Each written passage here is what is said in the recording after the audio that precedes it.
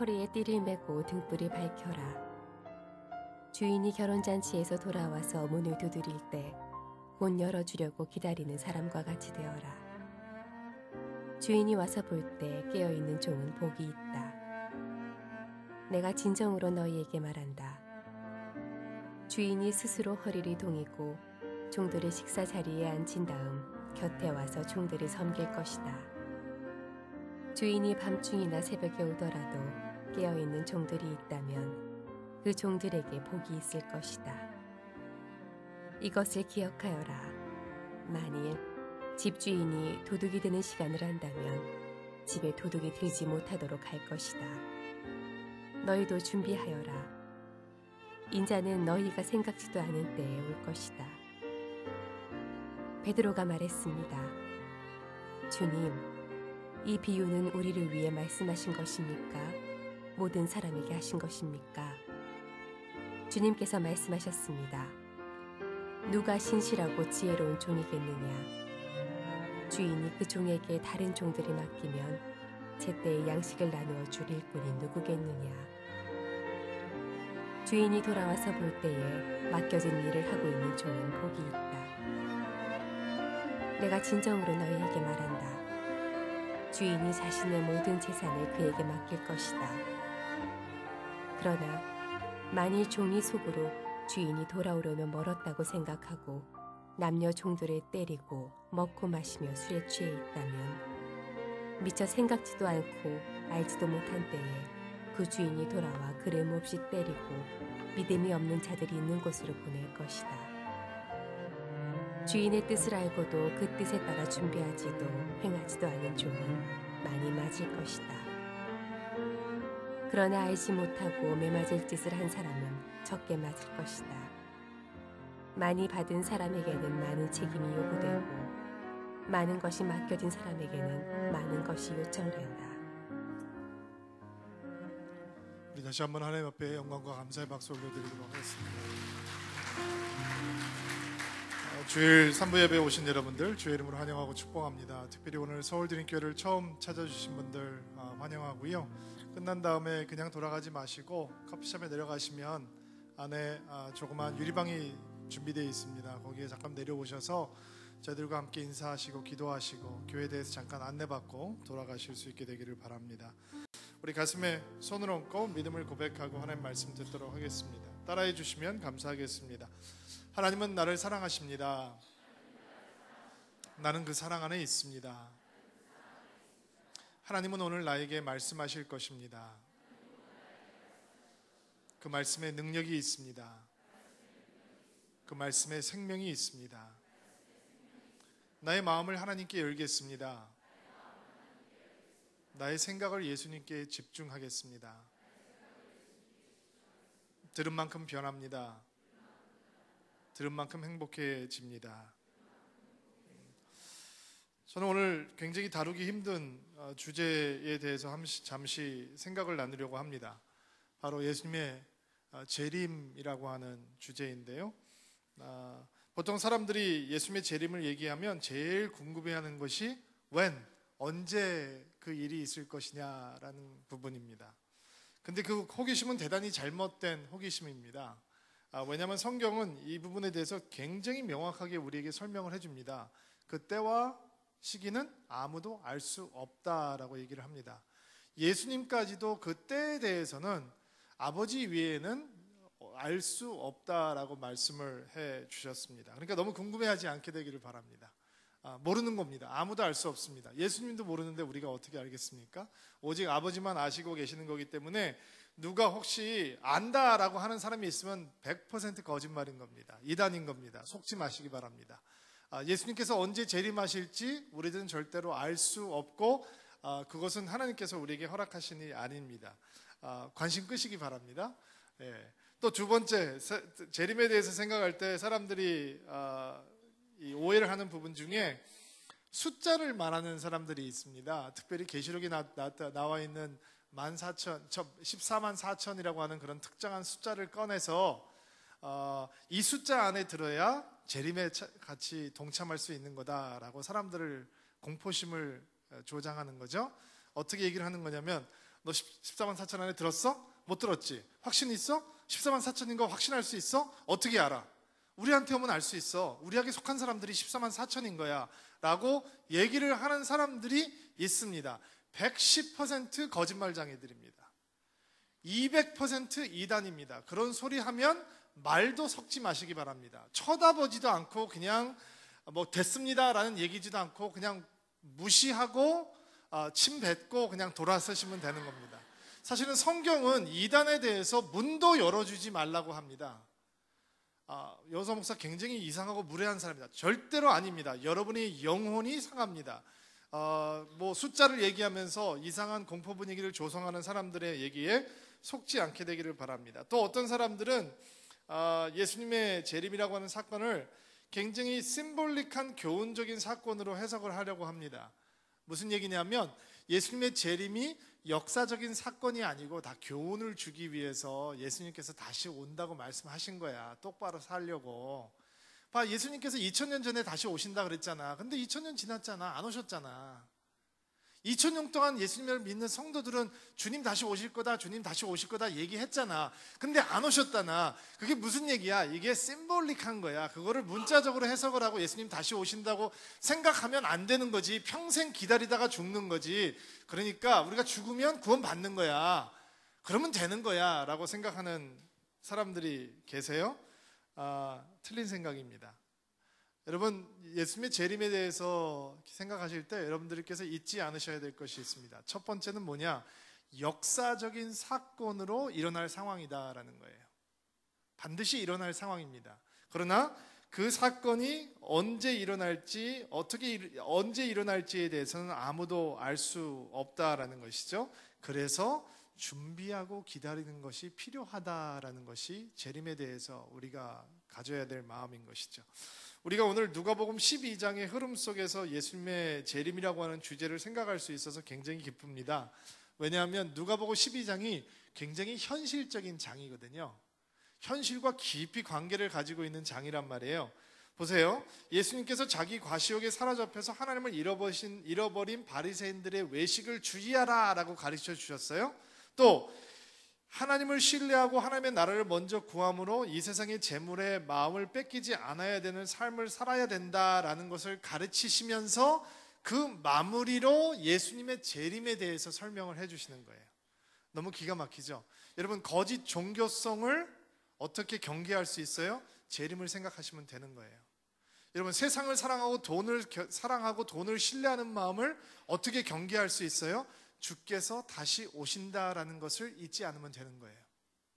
우리가 어떻게 매너리즘에 빠져서 이 세상이 마지막인 것처럼 이렇게 허리띠 풀고 살아가는 느슨함을, 게으름을 경계할 수 있어요? 주께서 곧 오실 수 있다, 주의 영광의 나라가 다가오고 있다라는 것을 잊지 않으면 그것이 가능한 것이죠. 여러분, 기억하셔야 합니다. 예수님의 재림은 여러분의 오늘과 아주 깊은 관계가 있습니다. 아멘 하시기 바랍니다. 우리가 어떤 생각을 하고 사는지, 우리가 어떤 말을 하고 사는지, 우리가 어떻게 행동을 하고 사는지, 우리가 어떻게 미래를 계획하는지, 어떤 것을 가지고 우리가 마음을 졸이는지, 걱정하는지, 우리가 어떤 생각을 가지고 미래를 꿈꾸는지 주의 재림과 아주 깊은 관계가 있다라는 것입니다. 그리고 여러분의 삶 속에 꼭 그런 관계가 있어야 하는 것입니다. 예수님께서는 오늘 우리가 이 세상을 살면서 과연 어떻게 주님의 오실 것을 다시 예비하고 준비할 수 있는지 가르쳐 주셨습니다. 주님의 재림을 준비한다라고 하면 집 팔고 보험 다 해제하고 어디 산속에 들어가서 하늘을 바라보고 하얀 옷 입고 머리 기르고 시험 깎지 않으면서 살면 제대로 주님을 준비할 것 같다라고 하는 사람들의 생각이 막연하게 있는 거죠. 그렇지 않습니다. 하나님께서, 예수님께서 과연 어떤 마음으로 우리를 예수님께서 다시 오실 것을 준비하라 하고 가르쳐 주시는지 그 영적인 지혜를 한번 배워보는 시간을 가지려고 합니다. 35절 말씀 같이 한번 읽어주시기 바랍니다. 시작.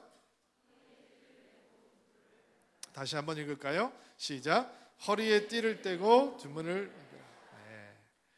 예수님께서 이 말씀을 설명하시기 위해서 당시 사람들에게는 대단히 익숙했던 한 이미지를 사용하십니다. 그거는 결혼식의 이미지인데요. 유대 지방이 날씨가 굉장히 더웠기 때문에 아마 결혼식을 밤에 진행을 많이 했던 모양이에요. 그래서 밤에 결혼식을 진행을 하는데 신부 집에 가서 결혼 예식을 진행을 하고 보통 3일에서 일주일 정도 시간이 걸리는 예식이었는데 신랑이 예식이 끝나면 신부를 데리고 신랑의 집에 돌아오는 거예요. 근데 종들은 이제 신랑을 기다려야 되는데 언제 올지 모르는 거죠. 그러니까 신랑의 종들은 어떻게 신랑을 기다려야 되냐면 옷을 다 갖춰 입고 문 열어라 라고 얘기하면 그때 일어나서 옷 입을 수가 없기 때문에 옷을 다 갖춰 입은 상태에서 허리띠를 맨 상태에서 등불을 밝히고 언제 돌아올지 모를 신랑 주인을 위해서 기다리고 있어야 한다라고 하는 이미지예요. 당장이라도 일어나서 주님을 맞을 수 있도록 기다려야 한다는 것이죠. 자, 주님의 다시 오심, 주님의 재림을 어떻게 준비해야 되는 것이냐? 이렇게 신랑을 기다리는 종처럼 영적인 긴장감을 놓치지 않고 기다리는 것이다 라는 것이죠. 따라해 보세요. 영적인 긴장감. 예, 여러분 시험이 다가오고 있다라고 상상을 해보자고요. 여러분의 학생의 시간으로 돌아가서 시험이 다가오고 있어요. 한 달 전에 더 집중력 있게 공부가 잘 돼요? 아니면 3일 전에 더 잘 돼요? 3일 전에 더 집중력이 올라가요? 아니면 하루 전에 올라가요? 왜 그러죠? 왜 그럴까요? 여러분이 그냥 벼락치기 인생이라서 그런 거예요? 그런 거 아니죠. 긴장감이 올라가기 때문이죠. 긴장감이 올라가면 집중력이 극도로 올라가게 돼 있어요. 여러분 너무 이상한 건 한 달 전에는 봐도 잊어버렸던 내용들을 시험 보기 전에 5분 전에 누가 한번 얘기해 주면 평생 잊어버리지 않고 기억할 수 있는 능력이 여러분 안에 있다는 거죠. 그것이 우리가 가질 수 있는 집중력과 긴장력이에요. 여러분 믿음을 가지고 살면서 우리는 구원에 대해서 배웁니다. 영원한 생명에 대해서 확신을 갖게 됩니다. 천국에 대한 소망도 막연하게 배우게 되죠. 근데 집중력이 잘 생기지 않습니다. 긴장감이 조속이 안 된다는 것이죠.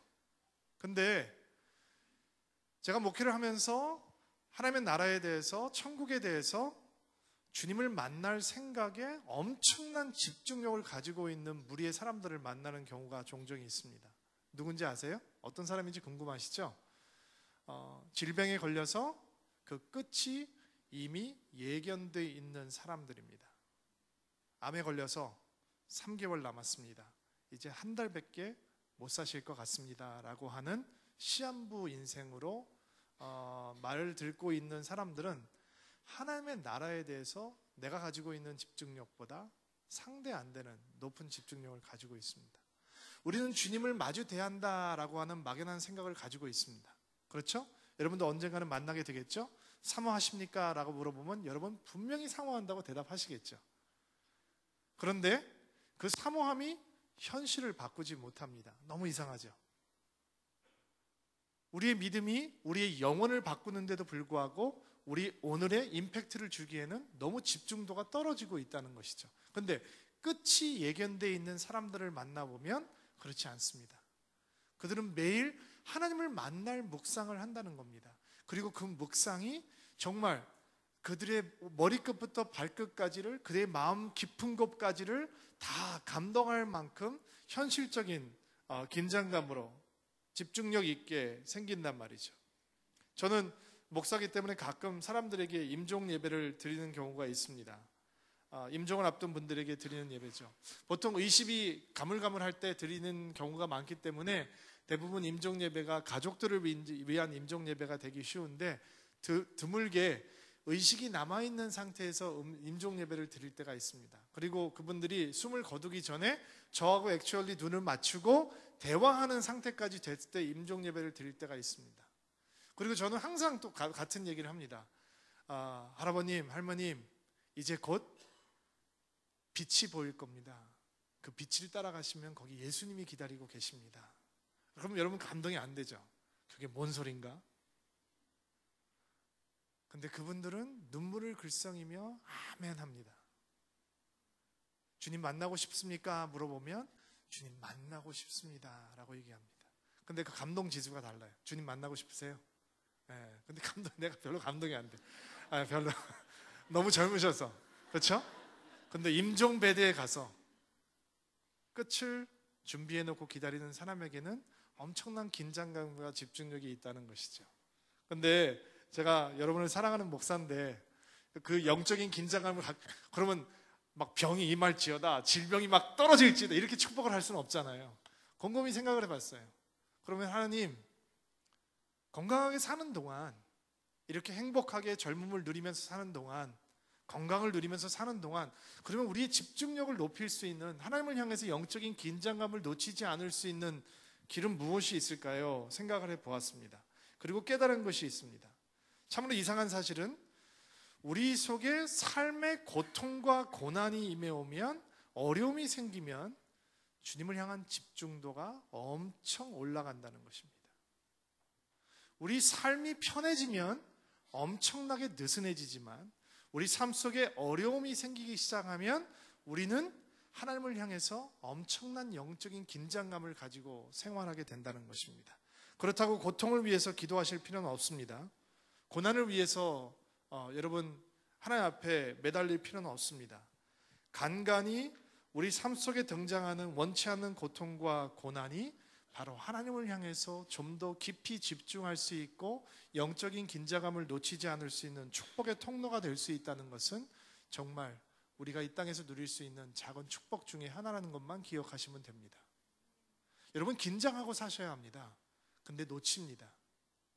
그러나 여러분의 삶을 삶에 예고 없이 찾아오는 어려움의 순간들을 통해서 우리는 주의 오심을 기다리는 영적인 긴장감을 놓치지 않을 수 있다라는 것입니다. 또 두 번째, 주님의 오심을 어떻게 준비하는 것입니까? 38절부터 40절 말씀입니다. 38절부터 40절 말씀 같이 한번 읽어볼게요. 시작. 주인이 밤중이나 새벽에 오더라도 깨어있는 종들이 있다면 그 종들에게 복이 있을 것이다. 이것을 기억하여라. 만일 집주인이 도둑이 드는 시간을 안다면 집에 도둑이 들지 못하도록 할 것이다. 너희도 준비하여라. 인자는 너희가 생각하지 않을 때에 올 것이다. 주의 오심을 어떻게 준비하는 것이냐?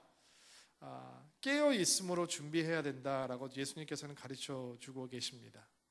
예수님께서 다시 올 것이다 라고 하는 가르침을 주고 있는 성경 본문들을 보면 지속적으로 함께 등장하고 있는 단어는 깨어 있으라 라고 하는 단어입니다. 굉장히 영적인 임팩트가 있는 단어인데, 깨어 있으라 라고 하는 단어는 사실 군사용어입니다. 이 막루에서 적군의 침입을 살피는 파수꾼처럼 눈을 부릅뜨고 온 정신을 집중해서 깨어 있으라 라고, 그리고 지키라 라고 하는 말이 그 속에 포함되어 있는 것입니다.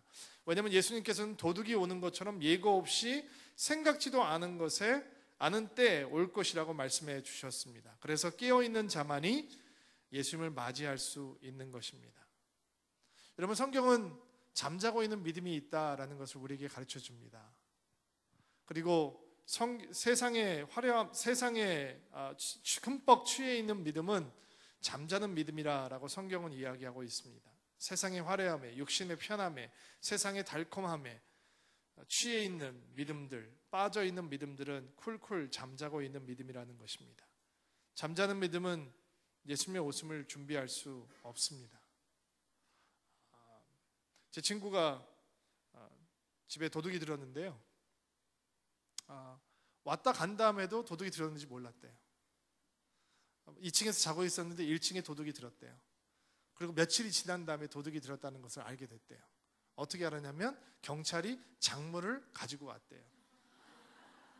혹시 당신 물건입니까? 라고 물어봤다는 거예요. 이 친구가 충격에 빠졌어요. 아니 며칠이 지났는데 난 왜 몰랐을까? 자기가 어디다 숨겨놓은 거 안 찾아보니까 모르는 거예요. 여러분, 잠자는 영혼의 특징이 그거예요. 도둑이 들어도 모른다는 거예요. 왔다 가도 몰라요. 가서 쓰고 다시 가져다 놔도 모를 거예요. 어떻게 깨어있으면 되는 거예요? 우리가 잠을 안 자고 어떻게 깨어있나? 그것이 영적으로 무슨 의미일까요? 여러분, 성경 말씀 들어보세요. 마가복음 14장 38절 깨어있어 기도하라. 누가복음 21장 36절 기도하며 깨어있으라. 골로새서 4장 2절 계속 기도하고 깨어있으라. 성경은 깨어있다는 것과 기도하는 것을 같이 붙여서 설명을 하고 있어요. 어떻게 깨어있는 것입니까? 눈을 부릅뜨고 어떻게 있어야 됩니까? 기도하는 게 깨어있는 거다라는 것이죠. 기도하는 것이 깨어 있는 것이고 기도 안 하는 것이 잠자는 것이다라는 것입니다. 여러분, 기도 못한다 말하지 마십시오. 기도 하시면 됩니다. 그냥 하시면 되는 겁니다. 1분이라도 하시면 되는 겁니다. 그러면 깨어 있을 수 있습니다. 아멘 하세요? 제가 지금 2시간 기도하라고 얘기하는 거 아니잖아요. 3분이든 5분이든 여러분들이 지하철을 타고 다니는 시간이든 운전하는 시간이든 잠자기 전이건 교회 와서건, 어떤 사람은 허둥지둥 교회 와서 예배 시간 겨우 맞춰서 오는 사람이 있고, 어떤 사람은 기도하고 싶어서 내가 평소 때 기도하도 못하니까 교회에 오는 날 주일이라도 한번 기도하자 10분이라도 먼저 여기 와서 기도하는 사람이 있고, 어떤 사람이 깨어 있을 수 있느냐? 기도하는 사람이 깨어 있을 수 있다라는 것이죠. 여러분, 혼자 잘 못하면 기도하는 자리 나오시면 됩니다. 저희가 중보기도 카드 나누어 드리잖아요. 여러분, 그 카드 가지고 기도하시면 됩니다. 그러면 깨어 있을 수 있습니다. 자녀 위해서 기도하십시오. 교회 위해서 기도하십시오. 저희 목회자들 위해서 기도하십시오. 나라 위해서 기도하십시오. 선거를 위해서 기도하십시오. 우리 칠레에 계시는 하성진 선교사님 위해서 기도해 주시고, 우리가 섬기는 선교사님들 이름을 부르면서 기도하십시오. 그러면 깨어 있을 수 있습니다.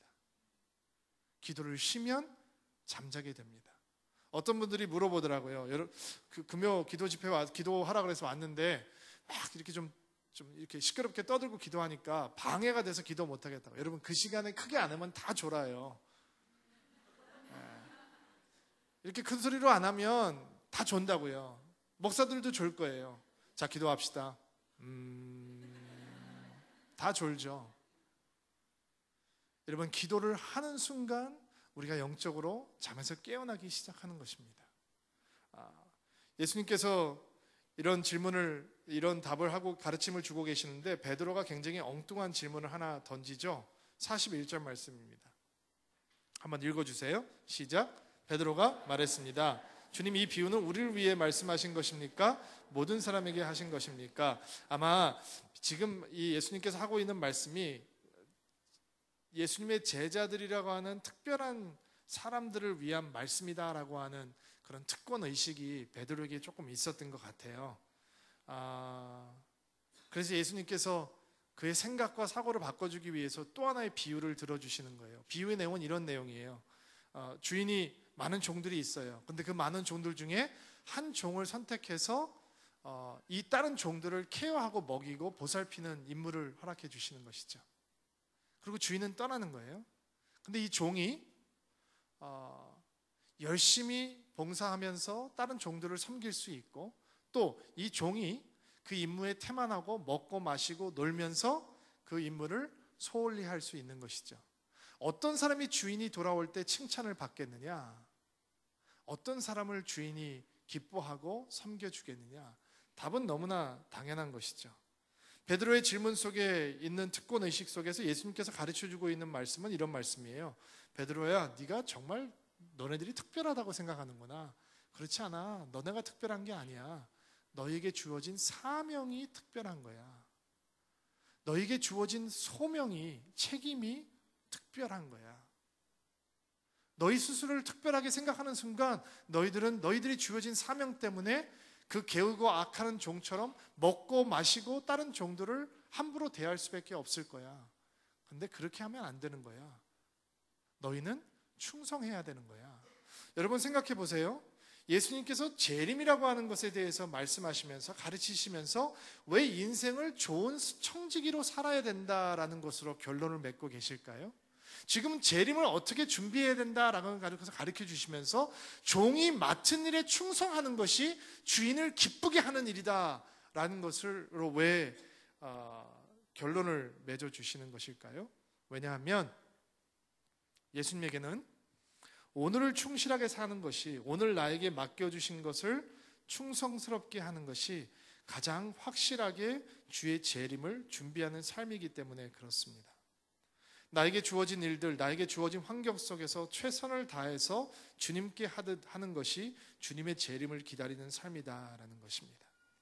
왜냐하면 종들에게 맡겨진 일을 마치 주인이 당장이라도 올 것처럼 그런 긴장감을 가지고 깨어 있어 주님 앞에 묵묵히 그 일을 감당하고 있는 사람들만이 주인이 예상치 않은 시간에 왔을 때 당황하지 않고 예수님을 맞을 수 있기 때문이죠. 우리는 영적인 오해를 가지고 있습니다. 어떤 오해냐면, 지금은 내가 좀 바쁘니까 좀 덜 바빠지면 내가 조금 더 믿음에 집중할 수 있을 거야. 지금은 아이들도 어리니까 조금 아이를 키워 놓으면 내가 예수님 앞에 집중할 수 있을 거야. 지금은 내가 열심히 일해서 사회에서 조금 승진도 하고 좀 성공도 해야 되니까 웬만큼 자리를 만들어 놓으면 그때는 하나님 앞에 조금 더 집중할 수 있을 거야. 지금은 내가 전세 살고 있는데 조그만 내 집이라도 하나 만들어 놓으면 그때는 내가 하나님을 위해서 뭔가 할 수 있을 거야 라고 자꾸 그 언젠가를 기다리는 어리석음을 가지고 있습니다. 근데 제가 목회를 하면서 보니까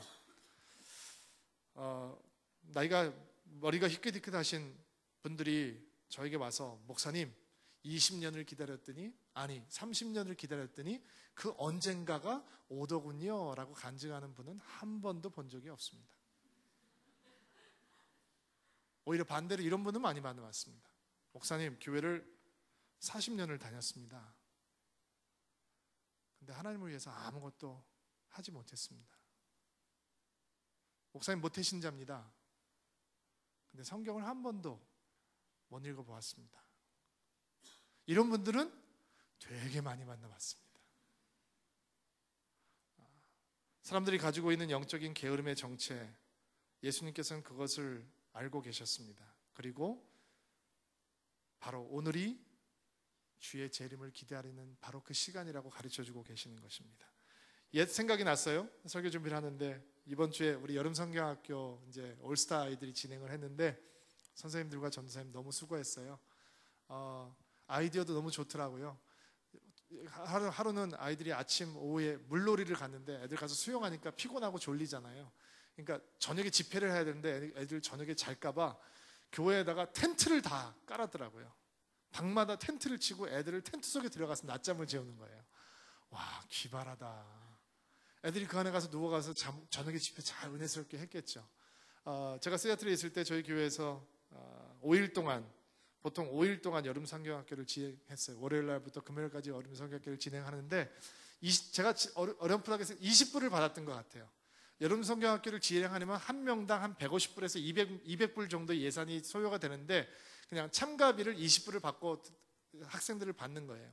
그러면 저희 교회에서 제가 섬기던 교회에서 여름 성경학교를 진행하면 동네에서 뭐 이 애들 데리고 오려고 엄마들이 난리예요. 근데 너무 좋다고 생각했어요. 전도의 기회니까. 그날도 아이들이 수백 명이 와서 이제 프로그램을 진행을 하는데 제가 밑에서 부모님들한테 인사하고 서 있는데 어떤 젊은 얼마 두 명의 대화가 제 마음속에 깊이 남았어요. 5일 동안이잖아. 하루에 5시간씩.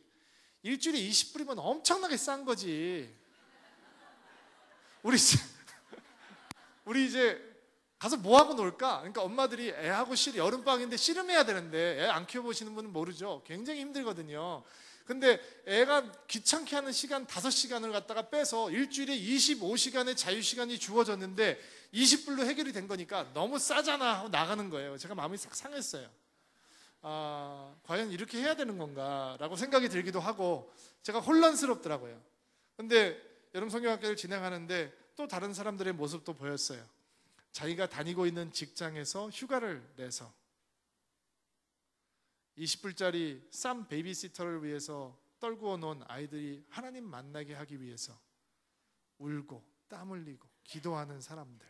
자, 여러분에게 묻겠습니다. 누가 재림을 준비하는 사람들인가요?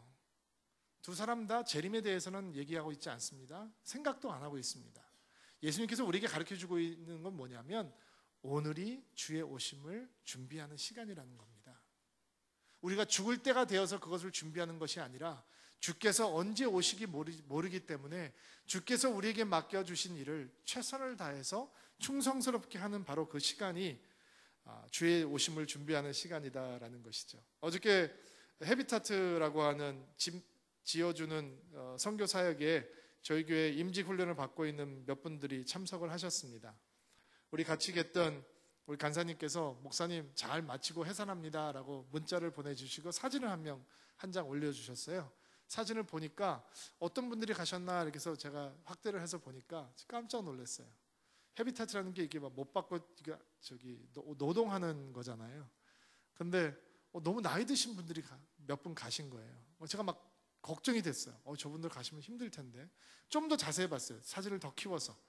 그랬더니 뭐 여기 땀이 흥건해가지고 이 밑에만 젖는 게 아니라 앞으로 배로 다 젖으셨어요.